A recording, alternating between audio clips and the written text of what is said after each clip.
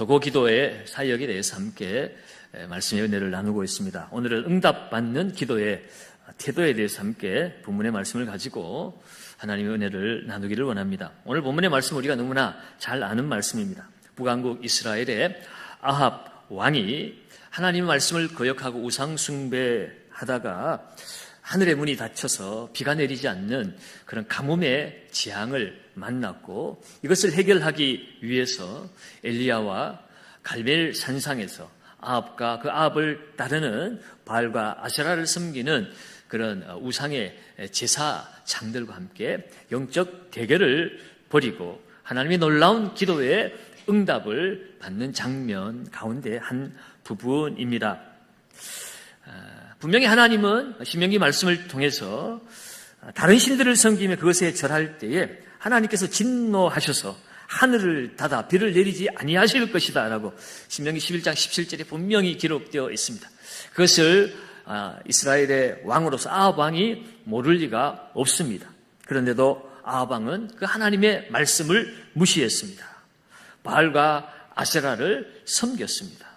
하나님을 섬기는 선지자들, 제사장들을 다 잡아서 죽이기까지 했습니다.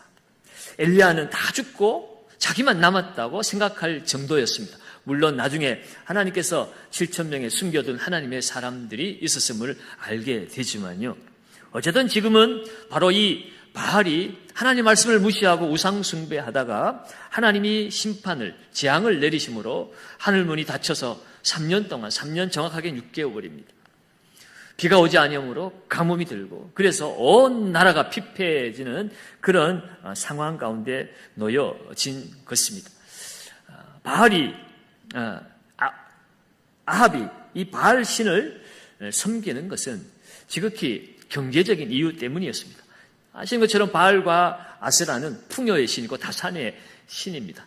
그 가나안의 농경 문화에서 그들이 많은 수확과 열매를 얻기 위해서 이 바알과 아세라를 섬긴 것이었습니다. 거기에 비하면 여호와 하나님은 그들에게 율법을 주시고 거룩하게 하고 하나님을 잘 섬기라고 했지, 이것도 주고 저것도 주겠다 뭐 이런 말씀을 하시지는 않으셨거든요. 그러다 보니 이 가나안 농경 문화에 들어와서 하나님을 섬기면서 또 이 가나안 사람들의 그 풍요와 그들의 이 풍요로운 문화를 그들이 동경하면서 그들의 신들도 받아들인 것입니다. 바알과 아세라를 섬기면 이 가나안의 풍요를 자기들도 함께 누릴 수 있다고 착각한 것이죠. 그러나 여러분, 우리가 알아야 될 것은 하나님이 아닌 다른 무엇인가로 내가 성공해보고 싶고 내가 원하는 것을 얻고자 한다면 결국은 하나님께서 그 인생의 문을 닫으신다는 것입니다. 우리는 흔히 내가 가진 건강으로 내가 뭘 해보겠다, 내 통장의 물질을 가지고 내가 뭔가 인생의 꿈을 펼쳐보겠다, 아니면 내가 가진 어떤 권세나 세력, 정치적인 능력을 가지고 내가 뭔가 이 땅에서 나의 인생의 문을 활짝 열어가겠다라고 말하지만, 그러나 생사복의 주인은 하나님이십니다. 우리 이 땅에 두신 분도 하나님이십니다. 그 하나님이 열어야 열리는 것이고 하나님이 닫으시면 열 수가 없는 것이에요. 반대로 오히려 하나님을 무시하고 내가 가진 우상, 그것이 돈이든지 그것이 권세든지 하나님 대신 의지하는 그 어떤 것을 가지고 살아가다 보면 결국은 우리의 인생의 문이 닫혀버리는 것이에요. 오늘 우상에 매달리다가 하늘문이 닫힌 오늘 이 아합과 이스라엘 백성들의 그 곤고한 삶처럼 말입니다. 그들은 자신들만 힘든 것이 아니에요.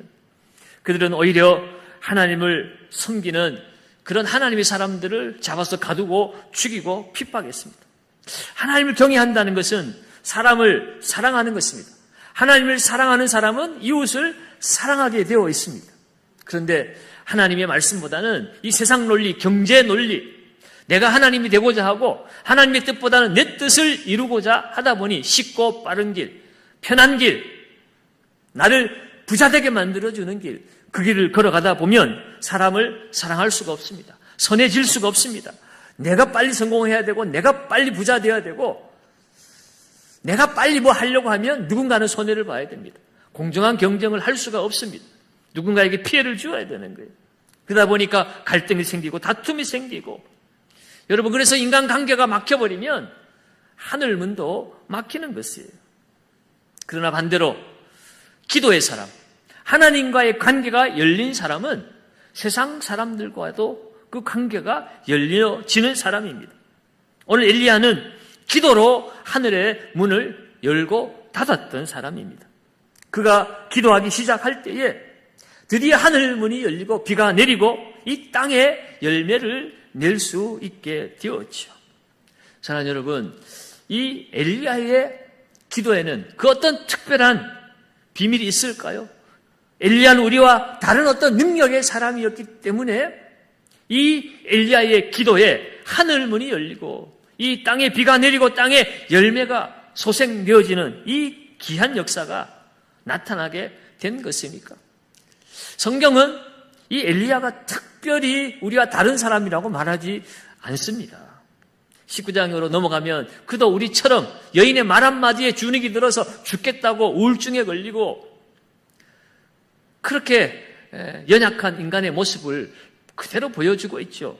야고보서에도 야고보 5장 17절에 뭐라고 얘기합니까? 엘리야는 우리와 성정이 같은 사람이었다라고 얘기합니다. 엘리야는 우리와 다른 어떤 특별한 인간적인 능력을 가진 사람이 아니라 우리와 똑같은 그런 성정을 가진 우리와 다름없는 사람이었다라고 말씀하고 있어요. 그렇다면 도대체 엘리야의 기도에는 도대체 어떤 비밀이 있었길래 엘리야의 기도에 하늘문이 열리고 닫혔던 것일까요? 사랑하는 여러분, 오늘 지금 우리의 살아가는 삶을 돌아보면 엘리야 시대에 그 닫혔던 하늘문보다도 오늘 우리의 삶에도 얼마나 검은 구름이 하늘을 뒤덮고 있고 우리의 삶을 막막하게 만들어 주고 있습니까? 뭔가 막혀 있는 것 같아요. 우리의 인생길, 이 나라의 꿈도 비전도 우리의 자녀 세대의 앞날도 뭔가 검은 구름이 드리워진 것 같고 이 땅의 정치도 경제도 맑은 햇빛보다는 그야말로 갈 길을 찾지 못하는 어두운 그런 구름 가운데 갇혀있는 듯 합니다.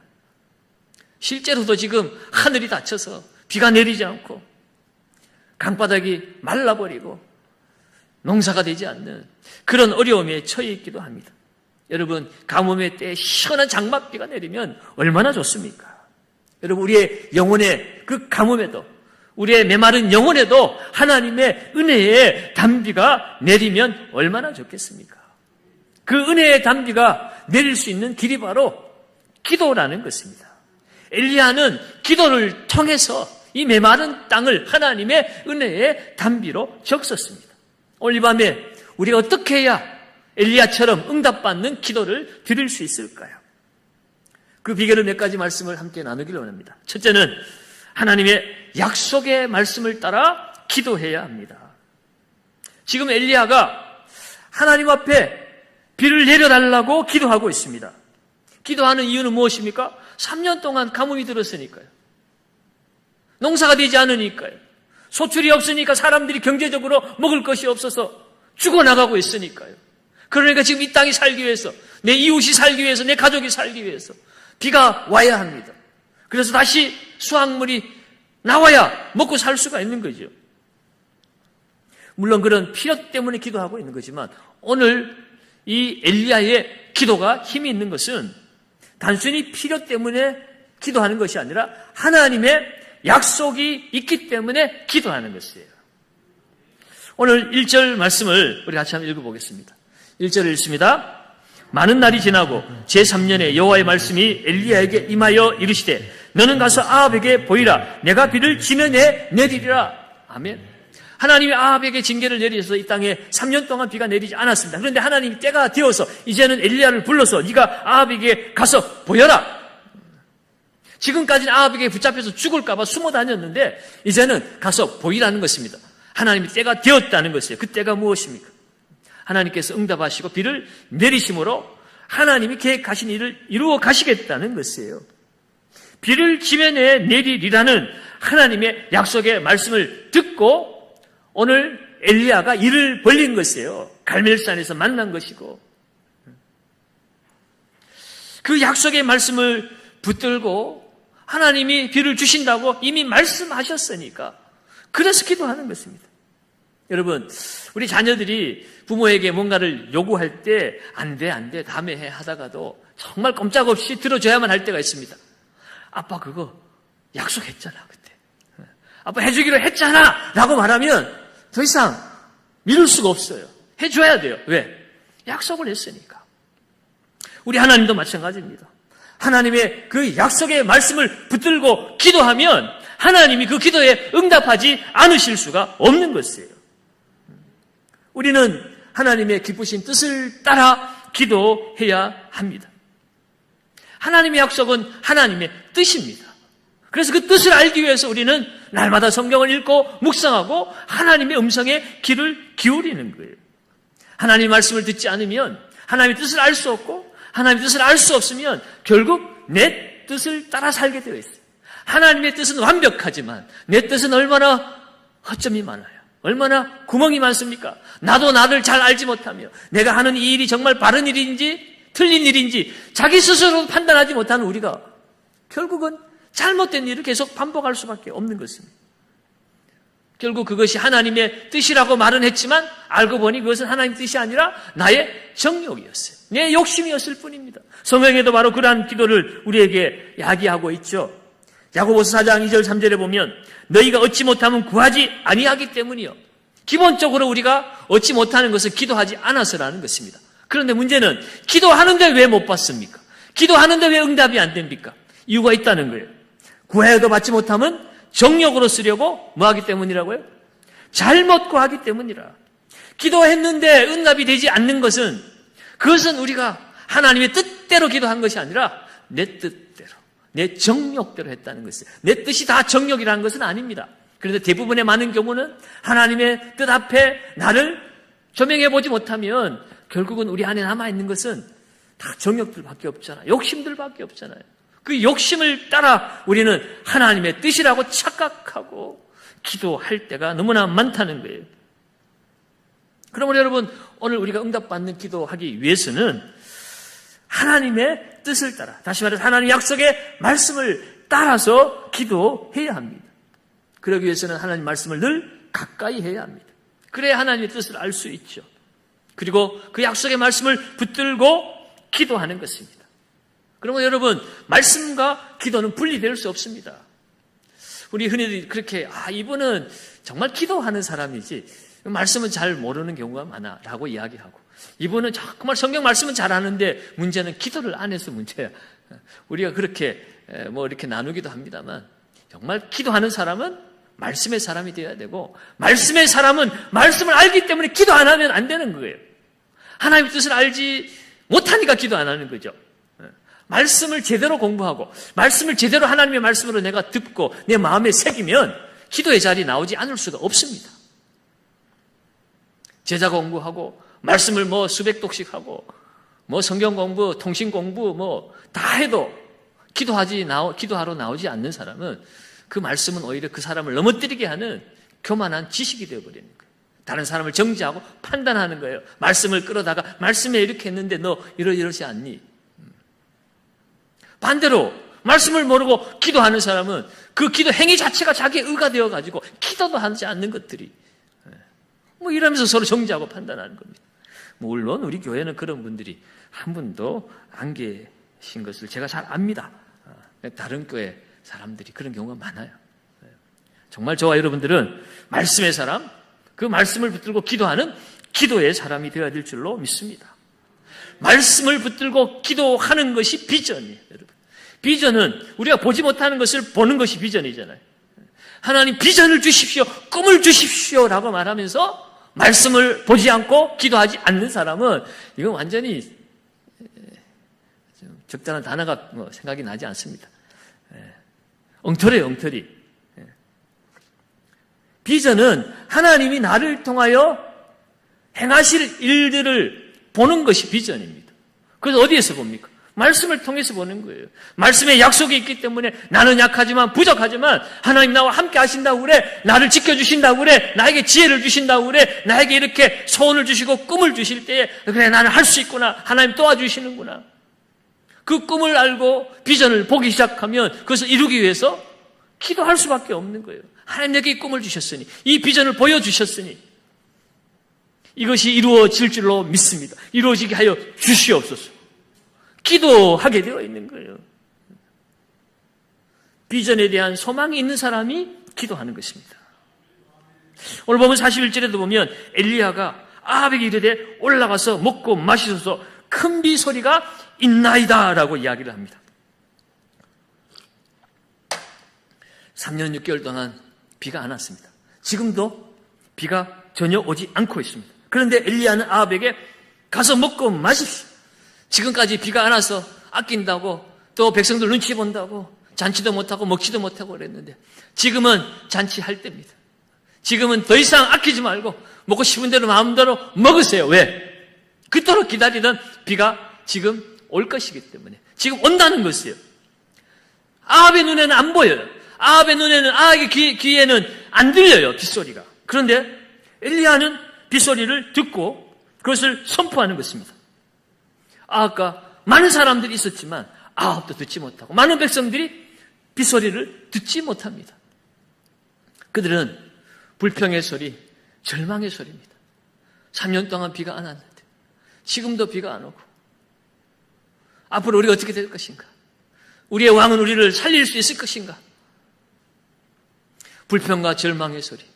가축들은 짐승들은 물이 없어서 물이 먹고 싶다고 울부짖는 울부짖음의 소리.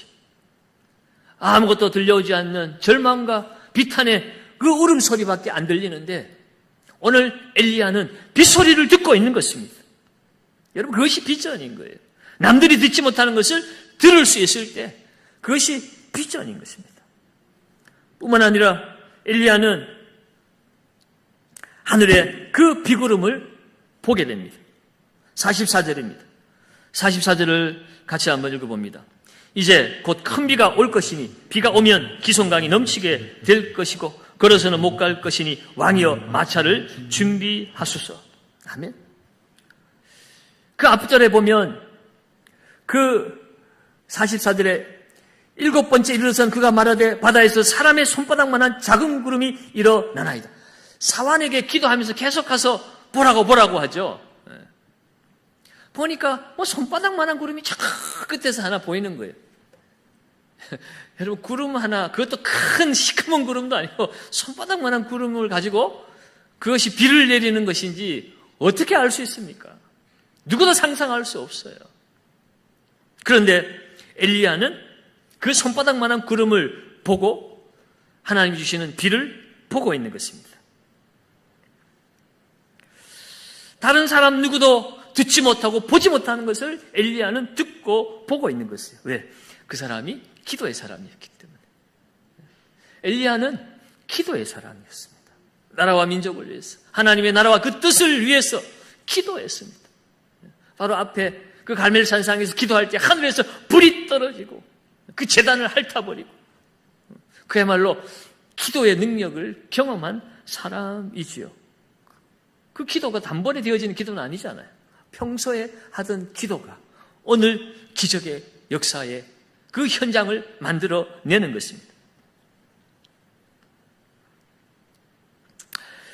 사랑하는 여러분, 오늘 우리가 하나님의 약속의 말씀을 붙들고 기도할 때 하나님이 다른 사람이 듣지 못하고 보지 못하는 우리를 향한 하나님의 놀라운 계획, 그 꿈과 비전을 보여주시고 그 비전을 볼 수 있는 사람이 기도하는 것입니다. 반대로 생각하면 기도할 때 하나님의 말씀이 생각나고 기도할 때 그 말씀을 통해 역사하시는 하나님의 손길을 경험하게 되는 거예요. 그러니까 이것을 순서상으로 굳이 나눌 필요는 없겠지만 어쨌든 하나님의 약속의 말씀을 붙들고 기도하는 자가 응답받는다는 사실을 기억하시기를 주의 이름으로 축원합니다. 두 번째로 오늘 엘리야의 기도는 겸손한 기도였습니다. 우리가 응답받는 기도를 위해서는 겸손히 기도해야 합니다. 엘리야는 이미 보고 들었습니다. 그 갈멜산 제단에 하나님의 그 불이 떨어지는 놀라운 기도의 응답도 받았고 이미 비를 내릴 거니까 네가 아합에게 가라고 하나님의 말씀도 들었습니다. 당연히 되어질 것을 알지요. 그럼에도 불구하고 그는 교만하지 않고 계속해서 간절히 기도했습니다. 오늘 41절 말씀을 한번 볼까요? 40절과 41절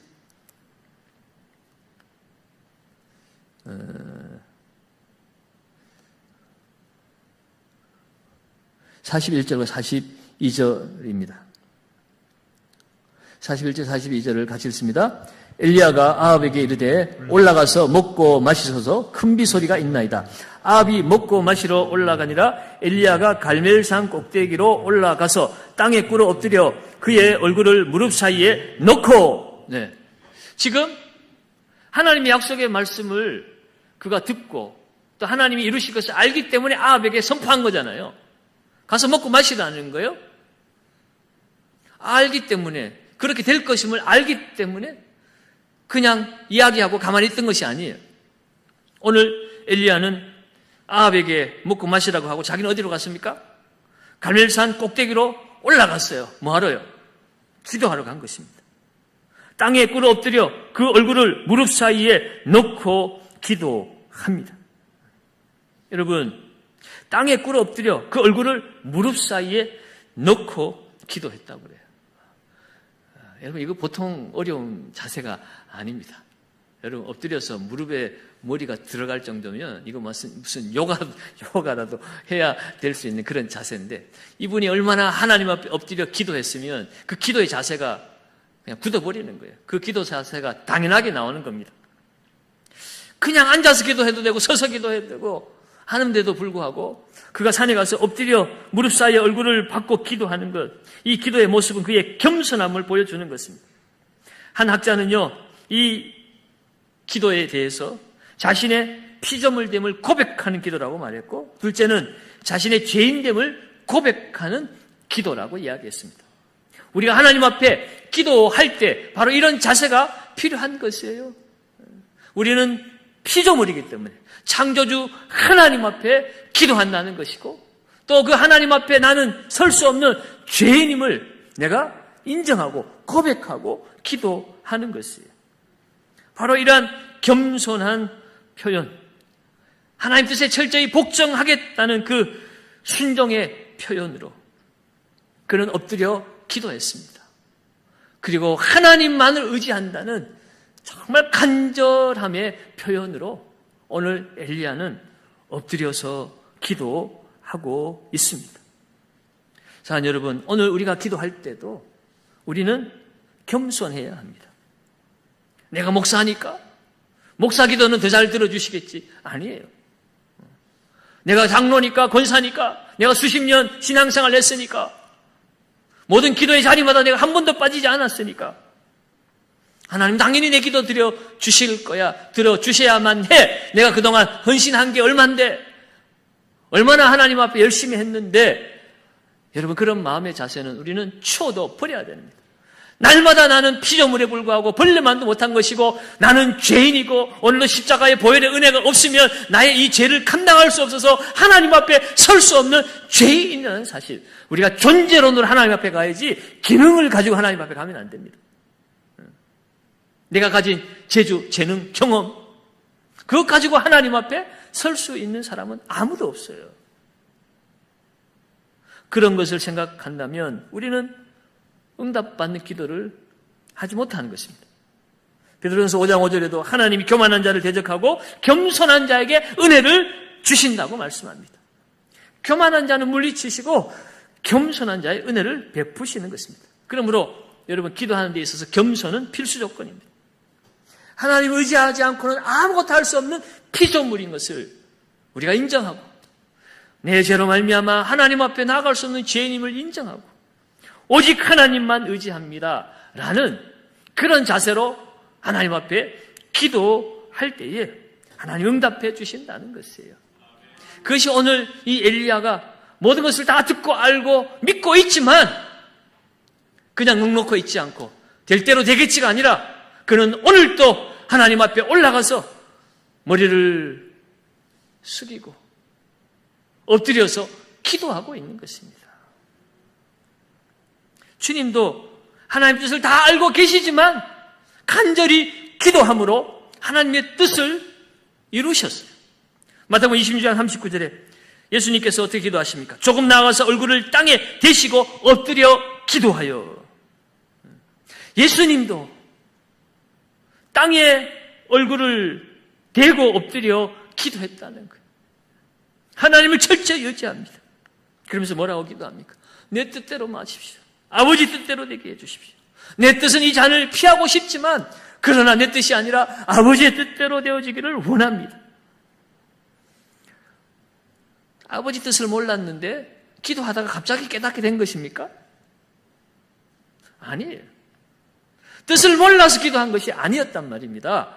하나님의 뜻이지만 그 뜻을 이루기 위해서 간절히 기도함으로 말미암아 철저히 나는 피조물이고 나는 죄인이고 오직 하나님이 하나님 뜻대로 이루시기를 원합니다. 라는 겸손한 마음이 그를 기도의 자리로 이끌었던 것입니다. 우리는 다 구원받았고 하나님의 심판이 이루어질 것이고 하나님은 어떻게 알아서 잘 하실 거야 라고 그냥 우리가 맡겨두는 것이 아니라 그 하나님의 뜻을 알았다면 그 뜻이 언제 어떻게 이루어질지 모르지만 하나님 뜻대로 되어지기를 위해서 우리는 계속해서 간절히 기도해야 하는 것입니다. 사랑하는 여러분, 오늘 우리의 삶에 문제가 생겼습니까? 사업에 문제가 생기고 직장에서 어려움을 당하고 학교에서 내가 감당할 수 없는 문제에 직면해 있습니까? 그렇다면 하나님 앞에 엎드려 기도하십시오. 기도하면 하나님께서 새 삶의 문을 열어주실 것입니다. 기적과 축복의 은총을 베풀어 주실 것입니다. 그러면 여러분, 교회에는 기도하는 사람이 많아야 돼요. 교회에서 가장 바쁘고 분주한 곳이 바로 기도실이어야 돼요. 가장 사람들이 드나들고 복작복작한 곳이 기도실이어야 된다는 거예요. 다른 건 다 이뤄도 기도를 잃지 않으면 그 인생은 희망이 있고 그 교회도 희망이 있고 그 나라도 희망이 있습니다. 코로나를 만나서 교인이 줄어들고 헌금이 줄어들어도 기도하는 사람들이 줄어들지 않으면 그 교회는 다시 일어설 수 있어요. 아무 문제가 없어요. 그런데 우리 교회 코로나에 아무 문제 없었다. 헌금도 안 줄었다. 교인도 안 줄었다. 그런데 기도는 안 한다. 그 교회의 미래는 뻔한 겁니다. 잠깐은 괜찮았는지 모르지만 결국은 문제가 생기게 되어 있어요. 여러분, 우리가 지금 도고 기도를 어찌하든지 준비해 나가고 회복해 나가고자 하는 이유도 바로 그것입니다. 기도가 살아야 그 인생이 살고 가정이 살고 교회가 살고 나라 민족의 미래가 있기 때문이에요. 지난 주일에 말씀드렸나요? 마귀가 원하는 거 열심히 교회 나가라, 열심히 예배 출석해라, 열심히 봉사해라. 그러나 기도는 하지 마라. 그것이 마귀의 전략이에요. 기도하지 않는 봉사, 기도하지 않는 그 모든 것은 결국은 마귀에게 놀아나는 시험거리가 될 뿐입니다. 자기 의만 드러낼 뿐이에요. 일하다가 싸우는 거예요. 자기 의 때문에.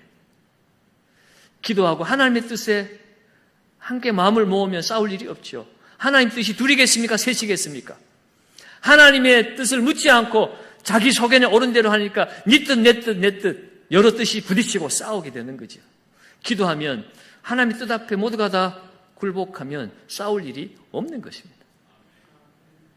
사랑하는 여러분, 무엇보다도 기도함으로, 겸손하게 기도함으로 응답받는 저와 여러분 되시길 주의 이름으로 축원합니다. 세 번째로는요, 인내하며 기도해야 합니다. 인내하며. 43절을 우리 같이 한번 읽어봅니다. 43절 읽습니다. 그의 사환에게 이르되 올라가 바다 쪽을 바라보라. 그가 올라가 바라보고 말하되 아무것도 없나이다. 이르되 7번까지 다시 가라. 오늘 엘리야가 갈릴산 꼭대기에 올라가서 머리를 무릎 속에 박고 엎드려서 기도하며 간절히 비를 내려달라고 기도합니다. 그런데 7번까지 계속 기도했어요. 기도하고 나서 사환에게 야, 정말 하나님이 지금 비를 내리시는지 그 징조가 보이는지 가서 보라 그러니까 아무것도 안 보이는데 그래서 또 다시 기도합니다. 두 번째 또 가라. 이번에도 아무것도 안 보이는데 세 번째, 보통 3세판이잖아요. 세 번 하고 안 되면 네 번째는 그만두죠. 그래서 3세판이잖아요. 근데 엘리야는 응답받는 기도는 3세판이 없어요. 될 때까지 하는 것이 응답받는 기도입니다.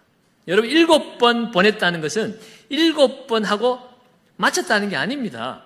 7은 완전수예요. 될 때까지 한다는 겁니다.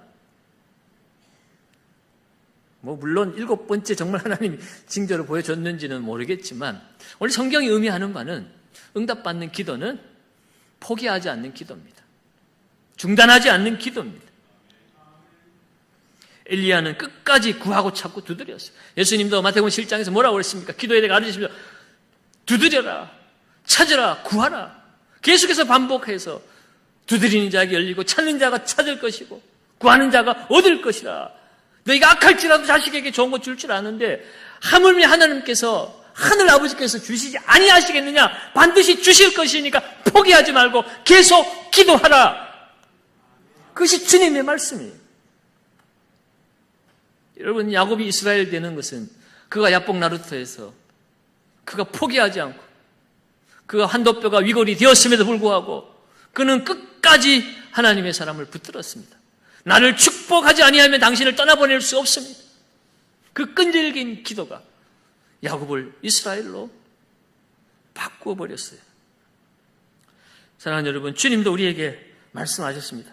누가복음 18장에 보면 불의한 재판관 앞에 가부가 어떻게 응답받는지, 항상 낙심하지 말고 계속 부르짖는 자, 기도하는 자에게 응답하신다는 거예요. 하물며 하나님께서 그 밤낮 부르짖는 택하신 자들의 원한을 풀어주지 아니하시겠느냐? 그들에게 오래 참으시겠느냐?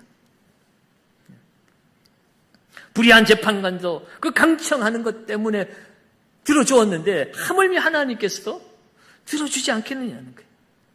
가끔 우리는 그런 불평을 합니다. 기도했는데, 최선을 다했는데 하나님이 응답해 주시지 않았습니다. 여러분, 그것은요, 결국 끝까지 기도 안 했다는 증거일 뿐입니다. 내가 기도했는데, 최선을 다했는데 하나님이 응답하지 않았다가 아니라 내가 기도하다가 포기했기 때문에 하나님이 응답 안 한 것이라는 거예요. 기도를 시작했으면 끝까지 기도해야 하는 것입니다. 실패하는 사람들의 공통점이 뭡니까? 후회하는 겁니다. 그때 했더라면, 그때 열심히 했더라면 내가 좋은 대학 갈 수 있었는데, 그때 내가 열심히 했더라면 내가 사업에 성공할 수 있었는데, 그때 내가 조심만 했더라면 내가 이런 피해를 당하지 않았을 텐데. 후회만 하는 겁니다. 그 말은 열심히 안 하고 어떻게 했다는 거예요? 포기했다는 겁니다. 사랑하는 여러분, 오늘 하나님께서 우리에게 기도를 빨리 응답해 주지 않는 이유가 있다면 그것은 우리에게 더 좋은 것을 주시기 위한 하나님의 계획입니다. 우리가 새벽에 출애굽기 묵상하고 있지만 오늘 본문에 무슨 말씀이 있었습니까? 그들이 출애굽해요. 가나안 땅으로 갈 수 있는 빠른 길이 있었어요. 블레셋 사람의 길로 가면 빠르면 4일, 길게는 2주 갈 수 있는 길이었습니다. 그런데 하나님께서 그들을 홍해에 있는 강약길로 돌려서 인도하셨다고 그랬어요. 그 길로 가면 빠른 길이지만 하나님은 알고 계시다는 거예요. 이스라엘 백성들이 블레셋 사람들을 만나서 전쟁을 하게 되면 그들이 후회하고 마음이 녹아서 돌아갈까 봐 하나님 다 알고 계셔서 그들을 위해서 광야로 돌이키신 것입니다. 그러나 그 광야길이 광야 소리만 들으면 그 길이 험한 길이고 돌아가는 길이고 위험한 길이고 왜 나를 이 광야로 내모시는가 했지만 그러나 하나님이 광야로 그냥 내모셨나요? 구름 기둥, 불 기둥으로 앞서가셔서 그들이 길을 잃지 않도록 방향을 제시하시고 낮에 그 뜨거운 햇빛으로부터 구름의 그 그늘을 통해서 그들을 시원하게 지켜주시고 밤에는 그 불 기둥으로 그들을 따뜻하게 보호하시고 맹수로부터 도적으로부터 그들을 지켜주시는 하나님이 함께 하시는 길이라는 것입니다. 그곳에서 하나님을 경험하고 하나님을 만나는 것, 그것이 더 좋은 길이라는 거예요. 여러분, 그러므로 오늘 우리의 삶에 지금 그때 그랬더라면이 아니라 지금으로부터 다시 시작해야 하는 것입니다. 오늘부터라도 다시 기도의 자리로 나아가십시오. 하나님 앞에 기도하면 하나님께서 세상의 죄와 싸워 승리하게 하고 내 앞에 닥친 난관을 극복하게 해 주실 줄로 믿습니다. 그러면 마지막으로 여러분, 응답받는 기도는 믿음으로 기도해야 됩니다. 믿음으로 기도해야 돼요. 엘리야는 7번 그 기도를 마치고 사원으로부터 손바닥만한 구름이 나타났습니다 라고 얘기를 해요. 손만한 작은 구름이에요. 앞서 말씀드린 것처럼 이 손만한 작은 구름이 비를 내리는 비구름이라고 어떻게 단정할 수 있습니까? 그런데 그 작은 징조를 보고도 엘리야는 큰 비가 올 것을 확신하고 담대하게 아방에게 말합니다. 왜요? 하나님이 약속하신 말씀으로 기도했기 때문에. 비록 세상 사람들이 보는 저 손만한 작은 구름은 비구름이라고 상상할 수 없는 길이지만 하나님의 말씀을 듣고 그 꿈과 그 비전을 품고 기도한 사람은 압니다. 이것이 바로 비구름이라는 것을, 하나님이 준비하신 응답이라는 것을 엘리야는 알았기 때문에 믿음으로 선포한 것이에요. 44절 하반절에 이르되 올라가 아합에게 말하기를 비에 막히지 아니하도록 마차를 갖추고 내려가소서 하라 하니라. 비에 막히지 않도록 마차를 갖추고 가라는 거예요. 얼마나 비가 많이 올 것인지, 손바닥만한 작은 증거 하나 가지고 큰 비가 올 것을 그가 믿음으로 선포하고 있습니다. 왜요? 그 손바닥만한 그 작은 구름이 하나님이 주실 응답인 것을 그가 믿음으로 받아들였기 때문에, 그러자 그가 말씀한 대로, 선포한 대로 얼마 되지 않아서 바로 비가 내리기 시작합니다. 45절입니다. 같이 한번 읽어봅니다. 조금 후에 구름과 바람이 일어나서 하늘이 캄캄해지며 큰 비가 내리는지라 아합이 마차를 타고 이스라엘로 가니, 말이 떨어지기 무섭게 비가 쏟아지기 시작합니다. 3년 6개월 동안 다쳤던 그 비, 3년 6개월 동안 한 방울도 떨어지지 않았던 그 비, 그것이 바로 엘리야가 하나님 약속의 말씀을 붙들고 창조주 하나님께 겸손하게 그러나 간절하게 믿음으로 기도했을 때 하나님의 은혜의 단비가 소낙비같이 쏟아지기 시작했습니다. 사랑하는 여러분, 오늘 우리도 기도할 때 내가 하나님 말씀 붙들고 하나님 뜻대로 기도했다면 그 기도는 이미 하나님이 응답하신 줄로 믿어야 되는 것입니다. 믿고 기도하는 것입니다. 마가복음 11장 24절에도 주님께서 이렇게 약속하셨어요. 그러므로 내가 너희에게 말하노니 무엇이든지 기도하고 구한 것은 받은 줄로 뭐하라고요? 믿으라. 그리하면 너희에게 그대로 되리라. 믿으면 되리라예요. 믿으면. 하나님 다 준비해놓고 다 주실 것이지만 그런 믿음이라는 통로를 통해서, 기도라는 통로를 통해서 하나님은 주시는 것이에요. 그러면 여러분, 응답받는 기도의 사람은 믿음을 선포할 수 있는 그런 말과 입을 가진 사람입니다. 신앙 안에서 믿음의 확신을 가지고 우리는 선포해야 돼요. 말의 능력이 있다고 그랬잖아요. 어떤 사람은 늘 부정적인 말, 안 된다는 말, 그런 말을 내뱉는 사람들, 그 말대로 되어집니다. 그러나 우리는 하나님의 사람들이기 때문에 하나님의 그 뜻 안에서 우리는 할 수 있다. 나는 할 수 없지만 하나님은 할 수 있다. 하나님 나를 통해서 하나님이 하신다. 내게 능력 주신 자 안에서 내가 무엇이든지 할 수 있다는 거예요. 내가 할 수 있다는 게 아니에요.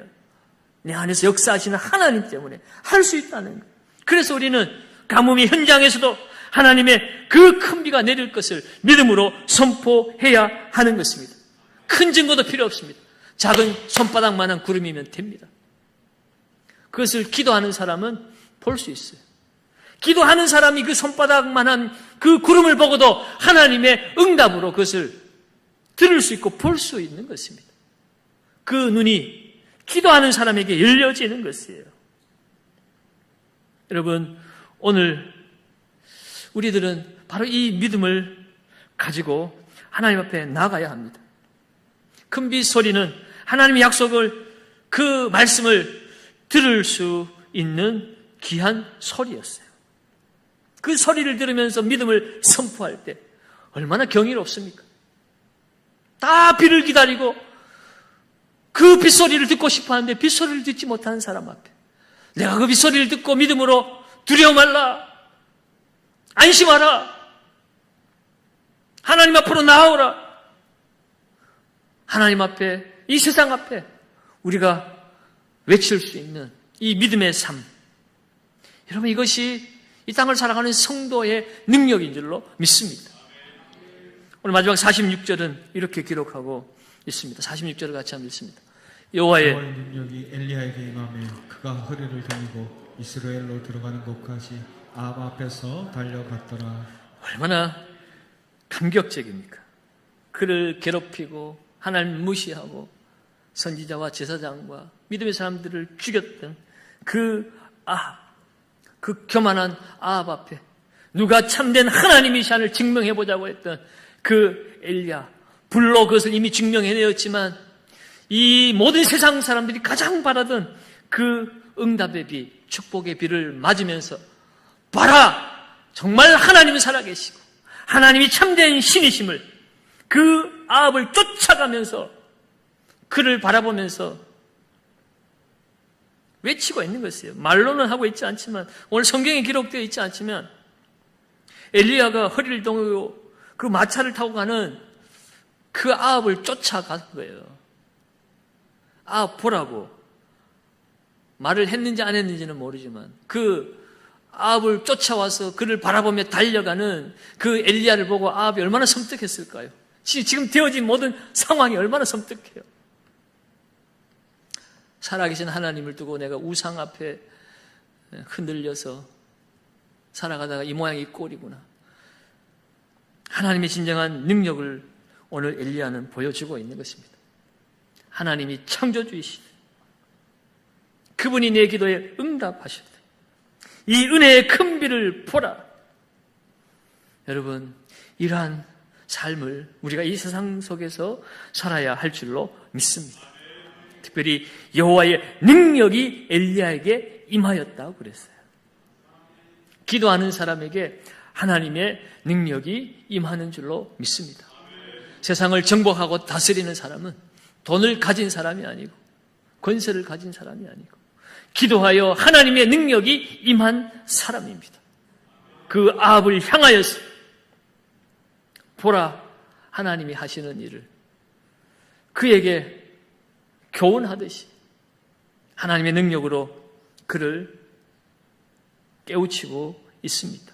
사랑하는 여러분, 오늘 이와 같은 일이 우리의 삶에도, 우리의 가정에도, 우리의 자녀에게도, 우리 교회에도, 이 나라 민족에게도 일어날 수 있기를 우리가 기도하며 나가야 할 줄로 믿습니다.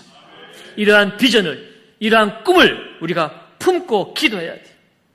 하나님의 은혜의 담배를 흠뻑 맞으며 세상의 불신 영혼들, 하나님을 대적하는 사람들 앞에 힘차게 달려가면서 보라, 하나님은 살아계시다.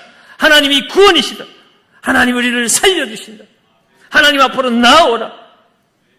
그런 놀라운 큰 빛 속에서 가정의 부흥을 외치고 우리 인생의 부흥을 외치고 우리 교회, 한국교회의 부흥을 외치며 기도하며 나아가시는 저와 여러분들 되시기를 예수님의 이름으로 축원합니다.